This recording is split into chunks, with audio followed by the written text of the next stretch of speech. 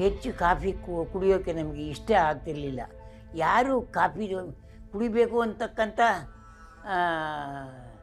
ಉಮೇದು ಅಂದರೆ ಆಸೆ ಇರಲಿಲ್ಲ.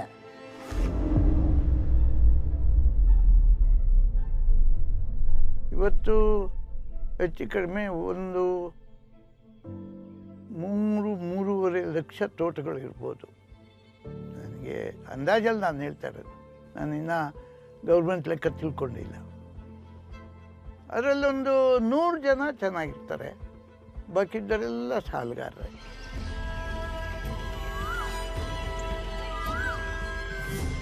Indian coffee is basically known as shade-grown coffee. We support a lot of flora and fauna here. Huge number of animals, huge number of bird species we support. So we live with nature, we support nature, we conserve nature, we safeguard nature, and we create this nature, we live to the next generation. In which industry this is done, you tell me? No other industry in the world except coffee.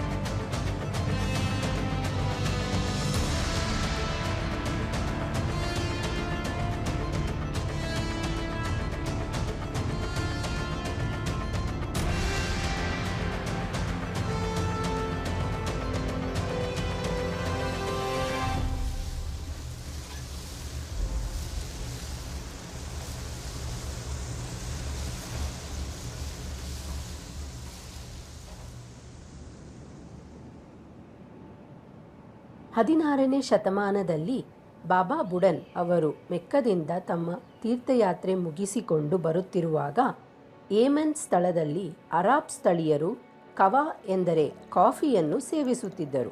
Baba Budan ಅವರು ಆ ಪಾನೀಯನ್ನು ಸೇವಿಸಿದಾಗ ಹಿತವೆನಿಸಿತು. ಆ ಸಮಯದಲ್ಲಿ coffee ಬೀಜಗಳನ್ನು ಹೊರದೇಶಕ್ಕೆ ಸಾಗಿಸಲು Arab ದೇಶದಲ್ಲಿ ನಿಷೇಧಾಜ್ಞೆವಿತ್ತು. ಆದರೂ ಬಾಬಾ ಬುಡನ್ ಅವರು ಧೈರ್ಯ ಮಾಡಿಕೊಂಡು ಕಾಫಿ ಬೀಜಗಳನ್ನು ತಮ್ಮೊಡನೆ ಯಾರಿಗೂ ತಿಳಿಯದ ಹಾಗೆ ಚಿಕ್ಕಮಗಳೂರಿಗೆ ಸಾಗಿಸಿದರು.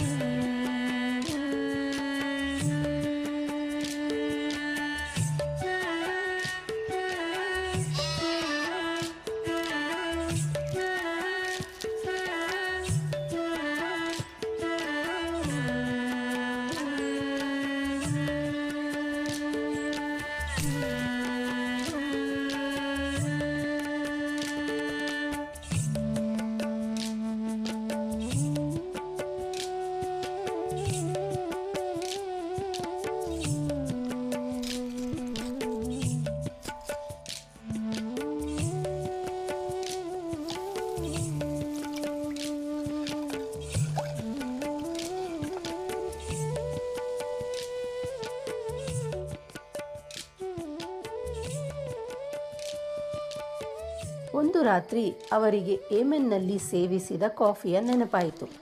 ಆಗ ಅವರು ತಂದ ಕಾಫಿ ಬೀಜಗಳನ್ನು ಚಿಕ್ಕಮಗಳೂರಿನಲ್ಲಿ ನೆಡಬೇಕಾ ನೆಡಬಾರದಾ ಎಂಬ ಗೊಂದಲ ಉಂಟಾಯಿತು.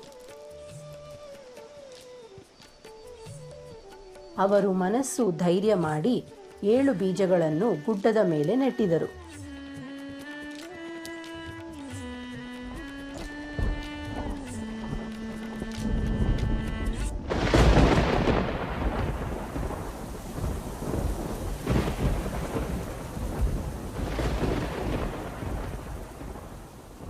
ಈ ಗುಡ್ಡದಲ್ಲಿ ನೆಟ್ಟಿದ ಆ 7 ಕಾಫಿಯ ಬೀಜಗಳೇ ಭಾರತೀಯ ಕಾಫಿಯ ಆಗಮನಕ್ಕೆ ಕಾರಣವಾಯಿತು.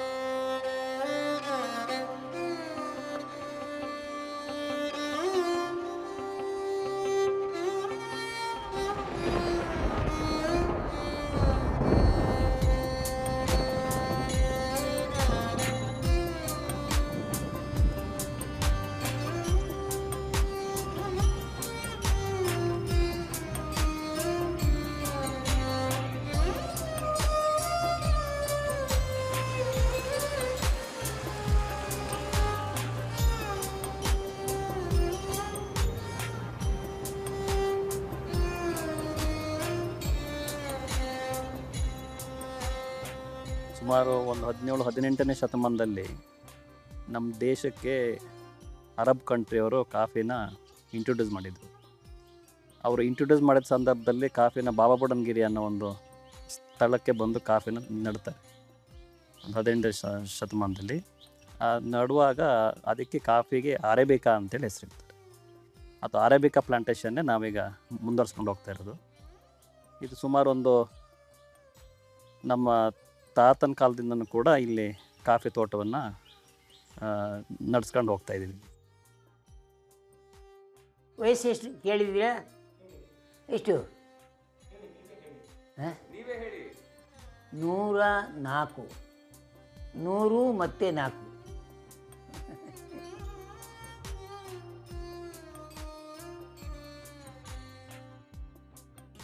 ನಾನು ಚಿಕ್ಕಮಗಳೂರು ತಾಲೂಕು ಮೂಕ್ತಿಹಳ್ಳಿ ಗ್ರಾಮದವರು.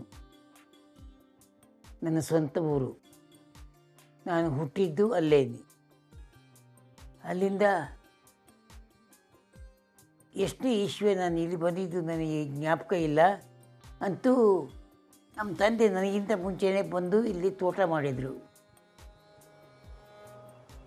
ಇದೆಲ್ಲ ಪೂರ ಪ್ರತಿಯೊಂದು ಅಲ್ಲಿ ಅದು ಹಳೆ ತೋಟ ಒಂದು 10 ಎಕರೆ 12 ಎಕರೆ ಜಾಗ ಬಿಟ್ಟರೆ ಬಾಕಿ ಎಲ್ಲ ಪೂರ ಕಾಡು. ಬೆಳಿಗ್ಗೆ 5 ಗಂಟೆಗೆ ಎಲ್ಲ ಎದ್ದುಬಿಟ್ಟು ಸ್ನಾನ ಮಾಡ್ಕೊಂಡು ಕೆಲಸ ಮಾಡ್ತಾಯಿದ್ದೆ. ಆ ಕಾಡನ್ನು ಕಳಿಸಿ ಸ್ವಲ್ಪ ಸ್ವಲ್ಪವಾಗಿ ಮಾಡ್ಕೊಂಡು ಬಂದೆ. ಕೆಲವೇ ಜನ ಮಾತ್ರ ಕಾಫಿ ಮೇಲೆ ಇಷ್ಟವಾಗಿ ಮಾಡ್ತಾಯಿದ್ರು. ಕಷ್ಟಪಟ್ಟರೂ ಅದು ಎಲ್ಲ ಕಾಫಿ ಮೇಲೆ ಹಾಕ್ಕೊಳ್ತಿದ್ರು.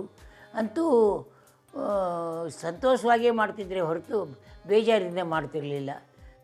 ಲಾಭ ನುಕ್ಸಾನು ಅದು ಕಾಫಿಗೆ ಸಂಬಂಧಪಟ್ಟಿದ್ದು ನಾವು ಹೇಳಕ್ಕೆ ಬರ್ತಿರಲಿಲ್ಲ. ಅಂತೂ ಮಾಡ್ತಾಯಿದ್ದು, ಬಿಡ್ತಿರಲಿಲ್ಲ.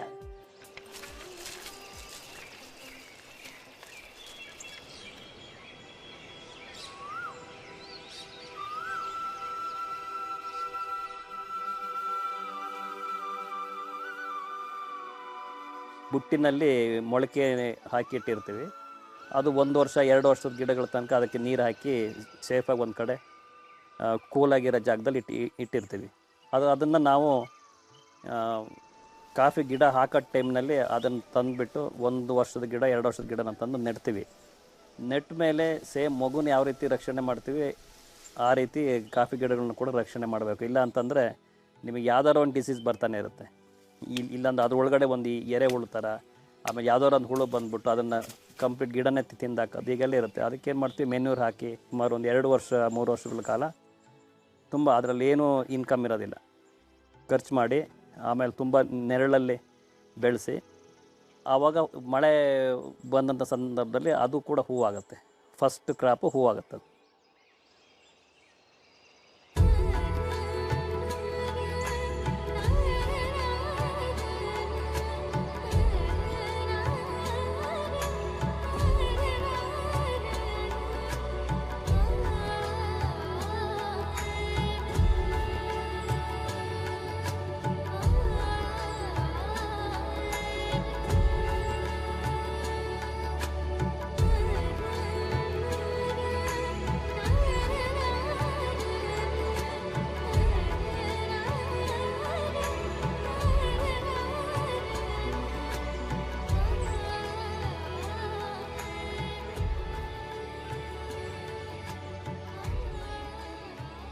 So when my dad used to take me to the plantation when we were small, around say 5 years, 6 years.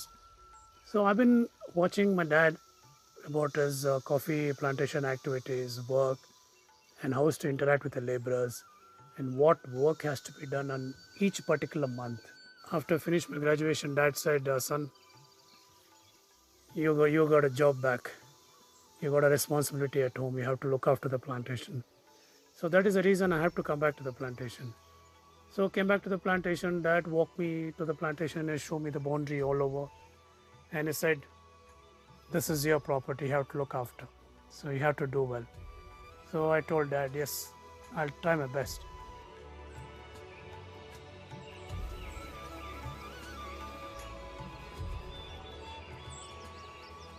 You can see the blossom now. Now it has just flowered. It had rained well. Now the flowering has happened. So 24 hours time the natural pollination will take place. And of course bee plays a major part in pollination, you all know that. So after the pollination is done, after a few days, say for a week, when it rains all the flower falls down. Then after 1 week again we can see a small change in the flower designs. In the sense the nodes will start growing. Like a small button, it will be small button. When the nodes start growing up, it needs immense nutrition. So now is the month of April. Now April end, after we receive about 6 to 7 inches, 8 inches of rain, we have to give soil application, manuring we have to do. And everything is done manually.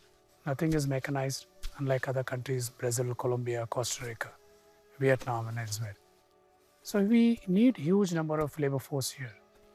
So every individual plant has to be attended 3 to 4 times a year.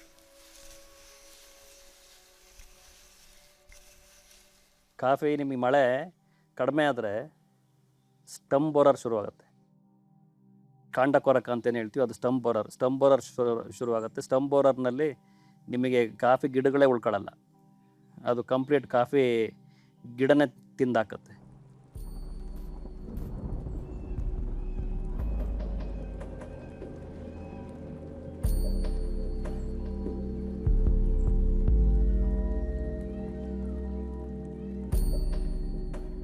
ಹಿಂದೆ ನಮಗೆ borer ಅನ್ನೋದು ಎಕರೆಗೆ 2 ಗಿಡ ಸಿಗ್ತಾ ಇತ್ತು, ಮತ್ತು white stem borer ಅಂತ ಕರಿತೀವಿ ಅದಕ್ಕೆ. ಎಕರೆಗೆ 2 ಗಿಡ. ಆದರೆ ನುರಿತ ಕಾರ್ಮಿಕರು ಏನು ಮಾಡ್ತಿದ್ರು, ಅದನ್ನು ಟ್ರೇಸ್ ಮಾಡೋರು. ಈಗ ನುರಿತ ಕಾರ್ಮಿಕರು ಇಲ್ಲ, ನಾವೆಲ್ಲ ಮೈಗ್ರೇಟೆಡ್ ಕಾರ್ಮಿಕರು ಬರೋದ್ರಿಂದ ಅವರಿಗೆ ಬೋರರ್ ಟ್ರೇಸ್ ಮಾಡೋಕ್ಕೆ ಬರಲ್ಲ. ಸೊ ಈಗ ಏನಾಗಿದೆ, ಎಕರೆಗೆ 300-400 ಗಿಡಗಳು ಪ್ರತಿ ವರ್ಷ ಅರೇಬಿಕದಲ್ಲಿ ಬೋರರ್ ಆಗಿ ನಾವು ಗಿಡಗಳನ್ನು ಕಳೆದುಕೊಳ್ತಾರೆ. ಇದು ಯಾವ ರೀತಿ ಆರ್ಥಿಕ ಪರಿಣಾಮ ಬೀಳ್ತಾ ಇದೆ ಅಂದರೆ, ವಾರ್ಷಿಕ ಇಳುವರಿಯಲ್ಲಿ ಭಾಳ ಕಡಿಮೆ ಆಗಿದೆ. ಒಂದು ವೈಸ್ಟೆಮ್ ಬೋರರು, ಇನ್ನೊಂದು ಬೆರ್ರಿ ಬೋರರ್ ಅಂತ ಒಂದು ಇದೆ. ಬೆರ್ರಿ ಬೋರರ್ ಯಾವ ಥರ ಇದೆ ಅಂದರೆ, ಆ ಹಣ್ಣುಗಳನ್ನು ಆದಮೇಲೆ ಅದು ಫ್ರೂಟ್ ಒಳಗಡೆ ಇರೋ ಜ್ಯೂಸು ಇದನ್ನು ಸಕ್ ಮಾಡಿ ತಗೊಳುತ್ತೆ. ಅದಕ್ಕೆ ಬೇಕಾದ ಮೆಷರ್ಗಳನ್ನು ನಾವೆಲ್ಲರೂ ಸಾಮೂಹಿಕ ಮಾಡಬೇಕಾಗುತ್ತೆ. ಅದೇ ನನ್ನ ತೋಟದಲ್ಲಿ ಮಾತ್ರ ಮಾಡಿದರೆ ಅದು ಪರಿಹಾರ ಆಗಲ್ಲ.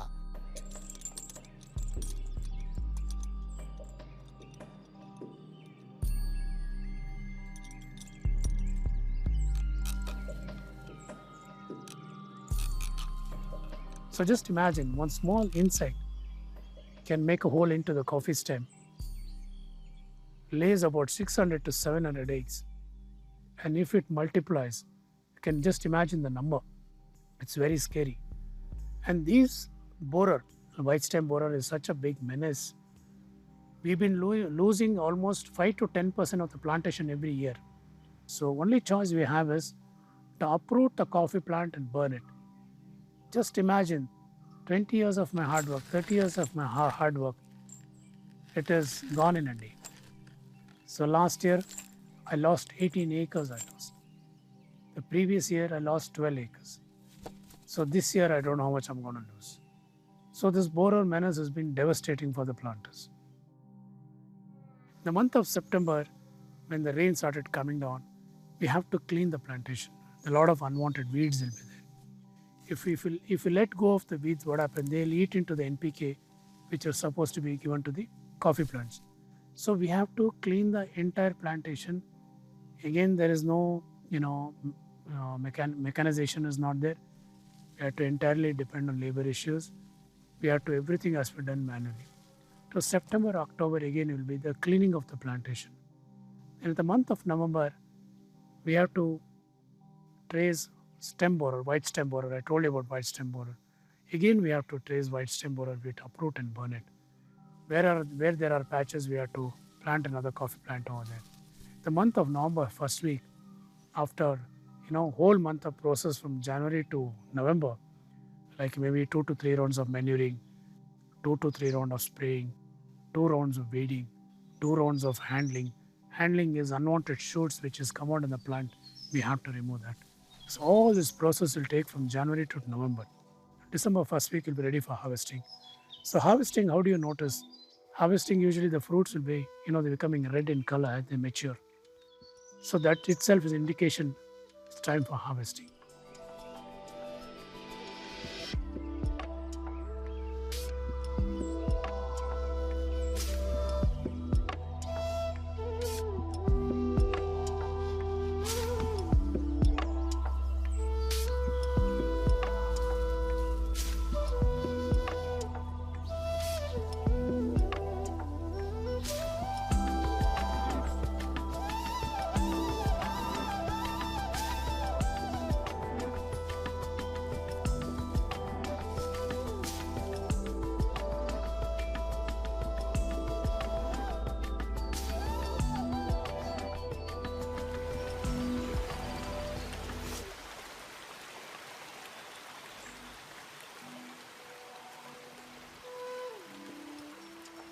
ಇಲ್ಲಿ ನಾವೆಲ್ಲ ಭಾಳ ಸಣ್ಣವರಿದ್ದಾಗ ನಮ್ಮ ತಂದೆಯವ್ರು ಕಾಫಿ ತೋಟಕ್ಕೆ ಕರ್ಕೊಬರೋರು. ಮೂಕ್ತೇಳಿ ಅಂತ ನಮ್ಮ ಒರಿಜಿನಲ್ ಊರು. ಅಲ್ಲಿಂದ ನಮ್ಮನ್ನು ಕರ್ಕೊಬರೋರು. ರಜದಲ್ಲೆಲ್ಲ ನಾವು ಇಲ್ಲಿರ್ತಿದ್ದು. ನಾವು ತೋಟದಲ್ಲಿ ತಿರುಗಾಡ್ಬೇಕಾದ್ರೆ ಕಾಫಿನ ಹಣ್ಣುಗಳನ್ನು ಕೊಯ್ದು ಬಾಯಿಗೆ ಹಾಕತ್ತಾಯಿದ್ದು, ಸಿಹಿ ಇರೋದು, ಮತ್ತು ಬರೀ ಬೀಜನ ಉಗಿದ್ಬಿಡ್ತಾಯಿದ್ದು, ಮತ್ತೆ ಹಣ್ಣು ಹಾಕಂತಿದ್ದು. ನಮಗೆ ಈ ವಾತಾವರಣದಲ್ಲಿ ಬೆಳೀಲಿಕ್ಕೆ ಒಂದು ಸಂತೋಷ ಇತ್ತು ಆ ಸಂದರ್ಭದಲ್ಲಿ.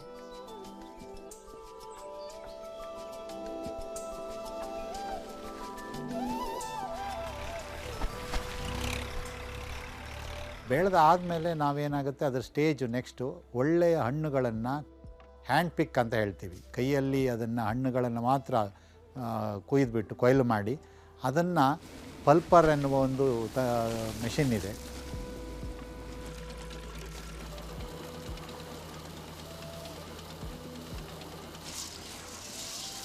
ಅದರ ಮೂಲಕ ಆ ಸಿಪ್ಪೆಗಳನ್ನೆಲ್ಲ ತೆಗೆದುಬಿಟ್ಟು ಅದನ್ನು ಆ ಸಿಪ್ಪೆಗಳ ತೆಗೆದ ಮೇಲೆ ಒಂದು ಪಾರ್ಚ್ಮೆಂಟ್ ಅಂತ ಬರುತ್ತೆ. ಆ ಪಾರ್ಚ್ಮೆಂಟ್ ಬರೋದಕ್ಕಿಂತ ಮುಂಚೆ ಅದರಲ್ಲಿ ಒಂದು ಅಂಶ ಇರುತ್ತೆ, ಏನು ಈ ಲಿಕ್ವಿಡ್ ಅಂಶ ಇರುತ್ತೆ.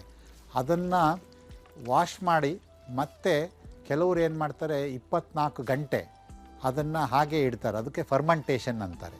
ಫರ್ಮೆಂಟೇಷನ್ ಮಾಡಿದಾಗ ಏನಾಗುತ್ತೆ, ಕಾಫಿಯಲ್ಲಿ ಒಳ್ಳೆಯ ಘಮ ಪರಿಮಳ ಬರುವ ಸಾಧ್ಯತೆಗಳು, ಮತ್ತು ನಾವು ಏನು ಹೇಳ್ತೀವಿ ಆರೋಮ ಅಂತ ಹೇಳ್ತೀವಿ, ಆ ಆರೋಮ ಬರೋದಕ್ಕೆ ಮತ್ತು ಗುಣಮಟ್ಟದಲ್ಲಿ ಉತ್ತಮವಾದ ಟೇಸ್ಟ್ ಬರೋದಕ್ಕೆ ಈ ಫರ್ಮೆಂಟೇಷನ್ ಸಹಾಯ ಆಗುತ್ತೆ.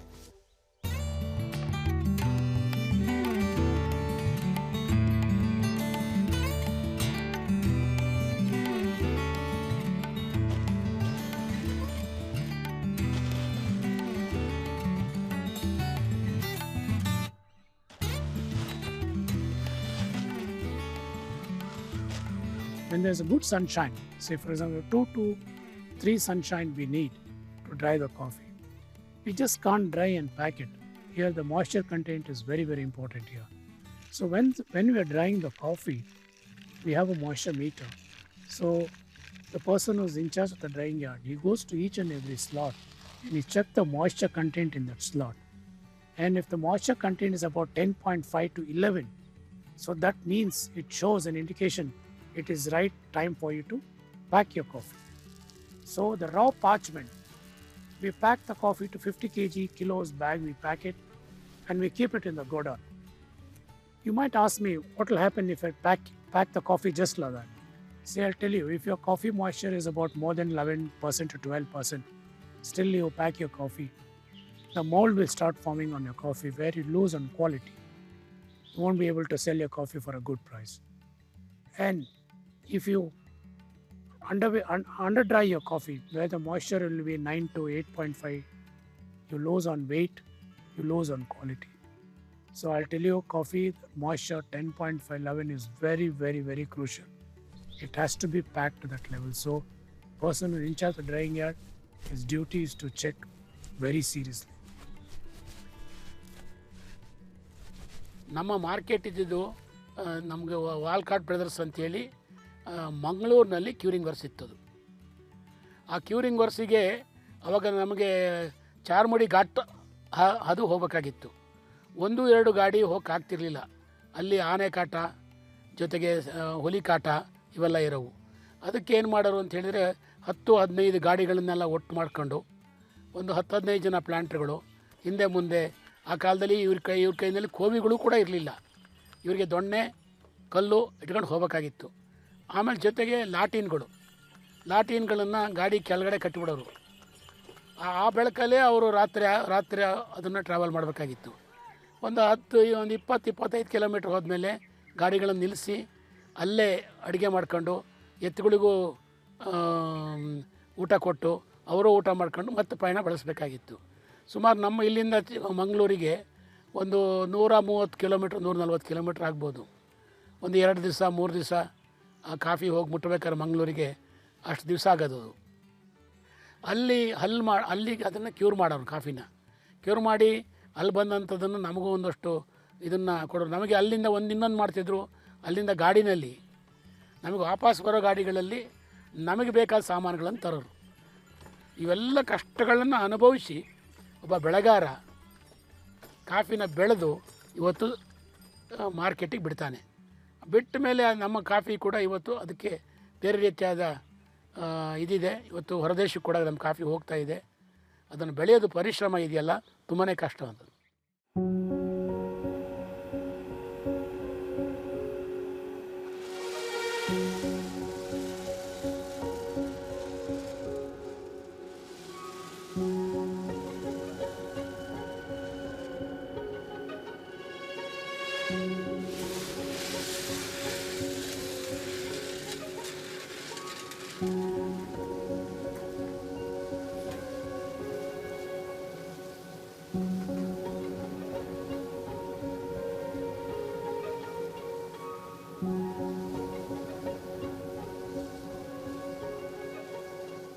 ರೋಸ್ಟಿಂಗ್ ಬಹಳ ಮಹತ್ವದ ಹಂತ. ಏಕೆಂದರೆ ಆ ರೋಸ್ಟಿಂಗಲ್ಲಿ ಎಲ್ಲಾದರೂ ಒಂದು ಸ್ವಲ್ಪ ವ್ಯತ್ಯಾಸ ಆದರೆ ಕಾಫಿಯ ನಾವು ಎಷ್ಟು ನಮ್ಮ ಒಂದು ವರ್ಷದಿಂದ ಬೆಳೆದ ಕಾಫಿಯ ಗುಣಮಟ್ಟ ಕಡಿಮೆ ಆಗುತ್ತೆ. ಸೊ ಅದಕ್ಕೆ ಒಳ್ಳೊಳ್ಳೆ ತಂತ್ರಜ್ಞಾನಗಳು ಬಂದಿದೆ. ಆ ತಂತ್ರಜ್ಞಾನ ಇರುವ ಯಂತ್ರಗಳನ್ನು ಉಪಯೋಗಿಸ್ಕೊಂಡು ಕಾಫಿಯ ರೋಸ್ಟಿಂಗನ್ನು ಮಾಡಿ ಅದನ್ನು ಪೌಡರ್ ಮಾಡಿ ಅದನ್ನು ಮಾರುಕಟ್ಟೆಯಲ್ಲಿ ಮಾರುವ ಒಂದು ವಿಧಾನ ಇದೆ. ಇದು ಇಷ್ಟು ಪ್ರೋಸೆಸ್ಸನ್ನು ಸುಮಾರು 1 ವರ್ಷ ತಗೊಳುತ್ತೆ. ನಾರ್ಮಲಿ ಒಂದು ಇಷ್ಟೆಲ್ಲ ಆಗಬೇಕು, ಒಬ್ಬರ ಕುಡಿಯುವರ ಕೈಗೆ ಕಾಫಿ ತಲುಪಬೇಕು ಅಂದರೆ ಅದು ಅದರ ಹಿಂದೆ 1 ವರ್ಷದ ಶ್ರಮ ಇರುತ್ತೆ. ಯಾಕೆ ಇಂಡಿಯನ್ ಕಾಫಿನ ಈಗ ಹೊರದೇಶದಲ್ಲಿ ಇಂಡಿಯನ್ ಕಾಫಿನ ಯಾಕೆ ಅಷ್ಟು ಇಷ್ಟಪಡ್ತಾರೆ ಅಂತೇಳಿ, ನಮ್ಮ ಕಾಫಿಲಿರುವಂಥ ಫ್ಲೇವರು ಮತ್ತು ಅಸಿಡಿಟಿ ಇದು ನೀವೊಂದು ಕಾಫಿ ಕುಡಿದ್ರೆ ನಾಲ್ಗೆ ಮೇಲೆ ನಿಮಗೆ ನಿಲ್ಲುತ್ತೆ ಫ್ಲೇವರ್. ಅದು ಅದೇ ನೀವು ಬೇರೆ ದೇಶದಲ್ಲಿ ಕಾಫಿ ಕುಡಿದ್ರೆ ಚಾಕ್ಲೇಟ್ ಫ್ಲೇವರ್ ಇರ್ತದೆ. ಅದು ನಿಮಗೆ ಚಾಕ್ಲೇಟ್ ತಿನ್ನೋದು ಒಂದೇ, ಕಾಫಿ ಕುಡಿಯೋದು ಒಂದೇ. ಈ ಫ್ಲೇವರ್ ನಿಮಗೆ ಸಿಕ್ಕಲ್ಲ. ಈ ಭಾರತ ದೇಶದ ಕಾಫಿ ನೀವು ಕುಡಿದು 10 ನಿಮಿಷ ನಿಮ್ಮ ನಾಲ್ಗೆ ಮೇಲೆ ಅದು ಚಪ್ಪರಿಸೋದಂಗೆ ಆಗ್ತದೆ. ಆ ಒಂದು ಫ್ಲೇವರ್ ಇರೋದ್ರಿಂದ ಇದು ಶೇಡ್ಗೋಂಗ್ ಕಾಫಿ ಅಂಥೇಳಿ ಭಾಳ ಫೇಮಸ್ ಆಗಿದೆ ನಮ್ಮ ಕಾಫಿ. ಇಲ್ಲಿ ಯಾಕೆ ಕ್ವಾಲಿಟಿ ಇದೆ ಅಂತಂದರೆ, ನಾನು ಮೊದಲೇ ಹೇಳ್ದಂಗೆ 80-85% ಜನ ಸಣ್ಣ ಮತ್ತು ಮಧ್ಯಮ ವರ್ಗದವರು. ಅವರಿಗೆ ಮಿಶ್ರಣ ಮಾಡೋದು ಗೊತ್ತಿಲ್ಲ, ಕಲಬೆರಕೆ ಮಾಡೋದು ಗೊತ್ತಿಲ್ಲ. ಏನು ಕಾಫಿ ಬೆಳೀತಾರೆ ಅದನ್ನು ತಗೊಂಡು ಬರ್ತಾರೆ, ಕುಯ್ತಾರೆ, ಪ್ರೋಸೆಸ್ ಏನಿದೆ ಅದನ್ನು ಮಾಡ್ತಾರೆ, ಮಾರ್ತಾರೆ. ಹಾಗಾಗಿ ಕ್ವಾಲಿಟಿ ಉಳ್ಕೊಂಡಿದೆ. ನೀವು ಬಿಸ್ನೆಸ್ಗಾಗೆ ಬಂದಿರ್ತಾರಲ್ಲ, ಅಲ್ಲಿ ಕ್ವಾಲಿಟಿ ಹಾಳಾಗಿದೆ. ಇಷ್ಟು ಹೇಳ್ಬೋದು. ಯಾಕೆಂದರೆ ಕಾಫಿ ಸಣ್ಣ ಬೆಳೆಗಾರರು ಏನು ಕಾಫಿ ಬೆಳೀತಾರೆ ಅವ್ರು ಎಲ್ಲೂ ಕೂಡ ಯಾರಿಗೂ ಮೋಸ ಮಾಡ್ದಂಗೆ ಅಷ್ಟು ನೀಟಾಗಿ ಕಾಫಿನ ತಂದು ಅದೇ ಕಾಫಿನ ಪ್ಯಾಕ್ ಮಾಡಿ ಸೇಲ್ ಮಾಡ್ತಾರೆ. ಹಾಗಾಗಿ ಕ್ವಾಲಿಟಿ ಕಾಫಿ ಉಳ್ಕೊಳ್ಳುತ್ತೆ.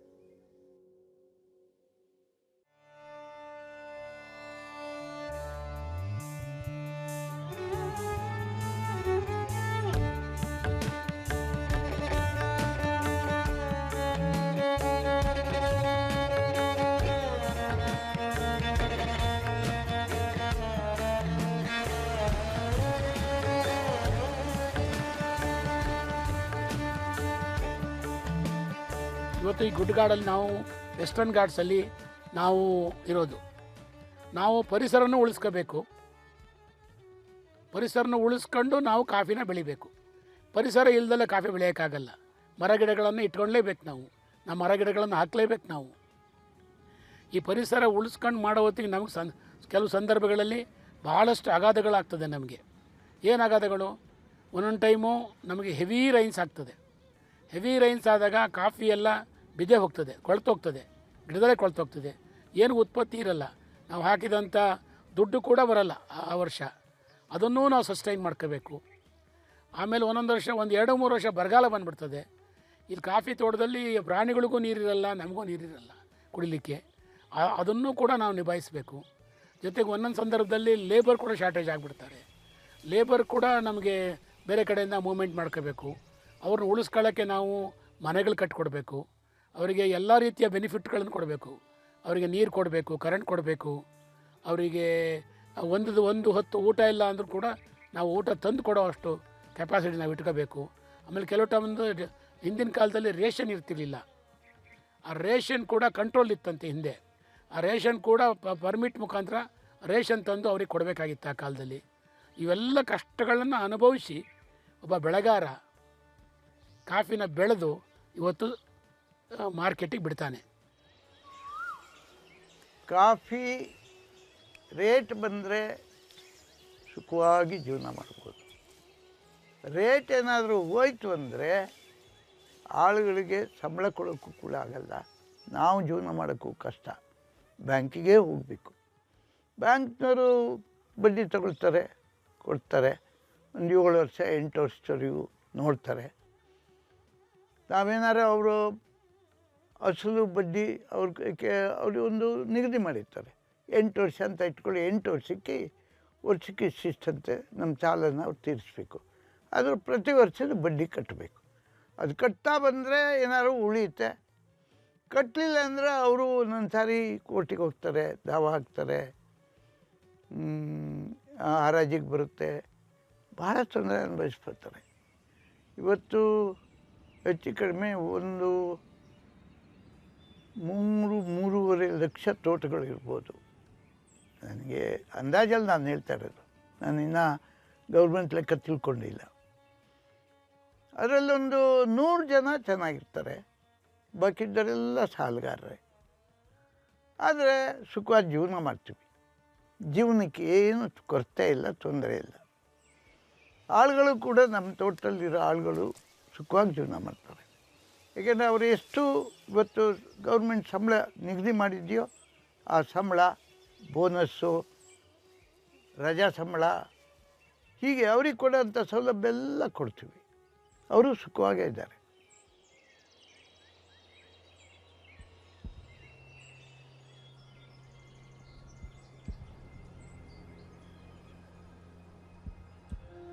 ಹೆಚ್ಚು ಕಾಫಿ ಕುಡಿಯೋಕ್ಕೆ ನಮಗೆ ಇಷ್ಟ ಆಗ್ತಿರಲಿಲ್ಲ.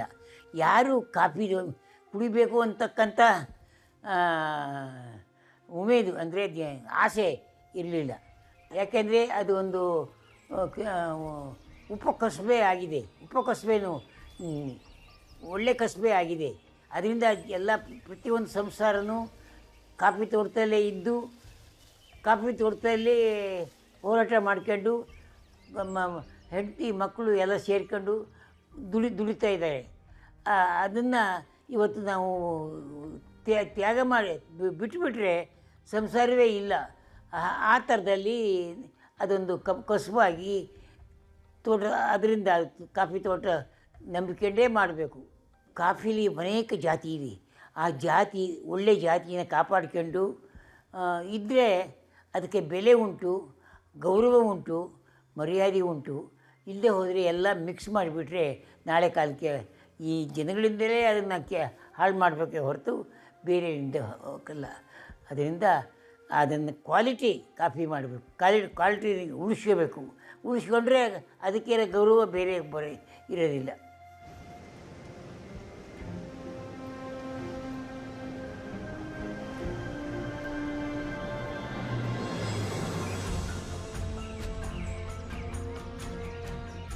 And most of the time, coffee you see off the shelf is like, you say coffee with chicory. Coffee with so many other flavors they come out with. Definitely that is not coffee, it's an acquired taste. People add anything to it, it's an acquired taste. So if you want to taste real coffee, you should come to Chikmagalur. Stay with us, walk with us, drink coffee with us. And drinking coffee with us, it will be an experience by itself. And this experience, I'll promise you, you're going to cherish it for a long, long, long time to come. So, when you visit Chikmagalur, stay in a homestays, coffee plantation homestays you stay. You experience the first-hand information over there. Definitely you will know exactly how it is, how it's going to be. In a top manner, enjoy coffee. Welcome to Chikmagalur.